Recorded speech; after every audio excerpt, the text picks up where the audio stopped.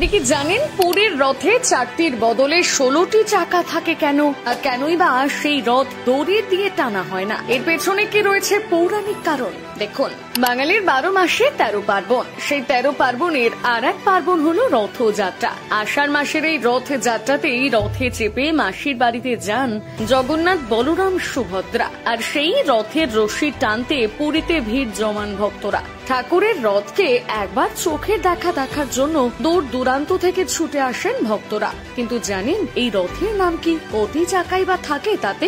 চলতি বছরের জুলাই মাসের 7 তারিখে মহা সমারোহে পালিত হবে রথযাত্রা। পুরীতে ইতিমধ্যে শুরু হয়েছে তার প্রস্তুতি পর্ব। প্রতি বছরের ন্যায় এবছরও জগন্নাথ যাত্রা করবেন তার মাসির বাড়ি তথা গুন্ডিচা দেবীর মন্দিরের উদ্দেশ্যে। চিরাচরিত রীতি মেনে বিশেষ ধরনের নিম কাঠ দিয়ে তৈরি হয় 3টি রথ। জগন্নাথ দেবের রথের নাম নন্দীঘোষ, বলরামের তালধ্বজ এবং সুভদ্রার রথ দর্পদলন। রথের রশিতে টান দেন লক্ষ লক্ষ ভক্তরা। জগন্নাথ দেবের রথের নাম নন্দীঘোষ, রথের সারথীর নাম দারুক।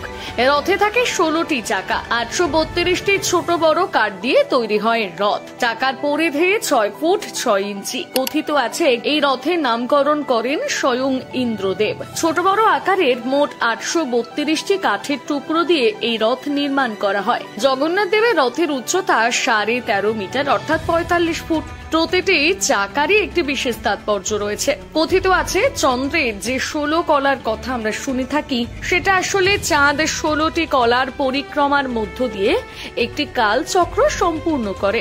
জগন্নাথ দেবের রথের চাকাও সেই 16টি কলার প্রতীক। রথে জগন্নাথ দেবের পার্শ্ব দেবতা হিসেবে 9 জন দেবতা থাকেন। তারা হলেন গোপীকৃষ্ণ, গোবর্ধন, রাম, নারায়ণ, ত্রিবিক্রম, বরাহ, রুদ্র, নৃসিংহ এবং হনুমান। এই রথের রক্ষক গরুর সারথী দারুকা। সেই রশি দিয়ে জগন্নাথের রথ টানা হয়, তার নাম শঙ্খচূড়া। বলরাম বা বলভদ্রের রথ তালধ্বজ নামে পরিচিত। 763টি কাঠ দিয়ে তৈরি হয় এই রথ। 14 চাকা বিশিষ্ট 43 ফুট উঁচু এই রথ লাল, নীল ও সবুজ রঙের হয়ে থাকে। তালধ্বজের চূড়ায় যে পতাকা শোভা পায় তার নাম উনানি। এই রথের রক্ষক বাসুদেব, সারথী মাতালি। দড়ির নাম স্বর্ণচূড়া। যে রশি দিয়ে টানা হয় তার নাম বাসুকি। শাস্ত্র মতে 593টি কাঠ দিয়ে তৈরি সুভদ্রার 12 চাকার 42 ফুট উঁচু রথের নাম দর্পদলন। লাল ও কালো এই রথের পতাকার নাম নন্দী। এই রথের রক্ষক